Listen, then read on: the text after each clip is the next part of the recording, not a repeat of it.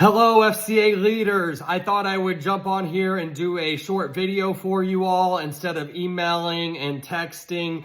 An announcement that we have. FCA has done a major overhaul in their volunteer procedures.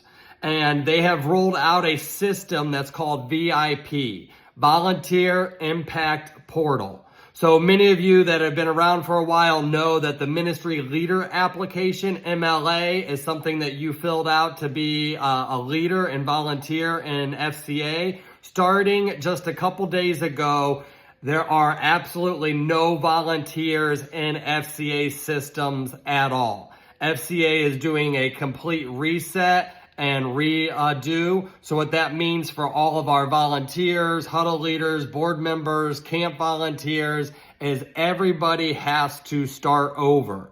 And so this has actually been a need that's gonna help our ministry grow and expand. And there's a lot of different reasons why this is needed. And if you're interested in any more details about any of this, feel free to reach out to me, send me a text, we can set up a call. But just one real quick explanation of why this is needed is for those of you that have been around for a long time, if you've been a huddle leader or volunteer for 10, 15, 20 years, you know that you filled out one ministry leader application and background check, and then you were good for life. Well, FCA has realized and knows that that's not probably the best procedure for us to have as a ministry and not the safest thing for us students, as we know throughout time and throughout years that people can change their views, people can change their beliefs, their standards, can get in criminal trouble. So one of the updates in the portal will be is that every 2 to 3 years, we will be required to, inside the portal, go and do another background check. So once we log on, I'll be sending you a link for this VIP portal. Everything in FCA will now be done through this portal. So you'll just use your email, you'll create an account, put your information in there, and from here on going forward, all trainings, all applications to be huddle leaders or camp volunteers or anything will all be done in this one system. And so I will be sending a link out. I'm going to be creating over the next week or two all of our huddle roles and responsibilities, and you will be applying specifically for your role, whether you're a board member or a huddle leader in the system. A couple other major changes that will affect us, all the volunteers and leaders, is our Christian community statement was something you only signed when you did your MLA, when you first started with FCA. Now, every year within the portal, we'll be signing those statements again.